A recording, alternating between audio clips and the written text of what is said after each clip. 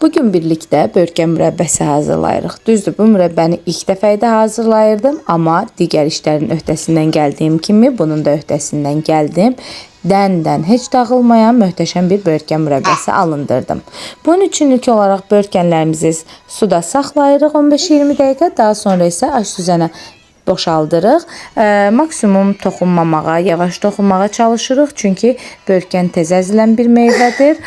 Nə qədər əllə çox toxunsaq, börtgənlərimiz bir o qədər çox əziləcək. Ona görə də maksimum həssas yanaşmağa çalışırıq. Çünki nəzərə alaq ki, bişən zamanda dağılma ehtimalı var. Ona görə də maksimum dağıtmamağa, əzməməyə çalışırıq.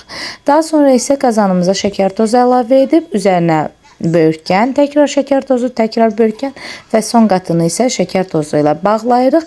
Yəni qat-qat formada hazırlayırıq. Şəkər tozunu mən 1 kiloya 1 kilo prinsipi ilə etdim, amma 1 litr şirə artıq qaldı sonda 4 kilo mürəbbədən. Ona görə də meyvələriniz əgər çox şirindirsə 1 kiloya 800 qram prinsipi ilə hazırlaya bilərsiniz ki, sizdə də məndə olduğu kimi artıq şərbət qalmasın. Bu formada hazırladıktan sonra isə meyvələrimizi bir gecə saxlayırıq. Niyəsə mənim meyvələrim çox yaxşı şirə buraxmadılar gözləyən zaman.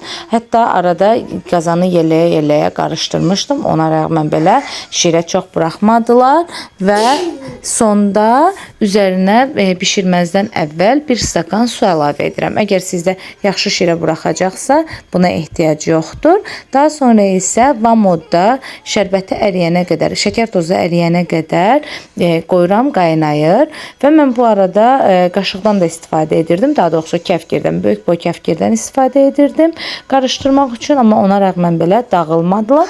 Hər ehtimala qarşı qazanı yeləyərək qarışdırmağa çalışmağınız daha uyğun olar.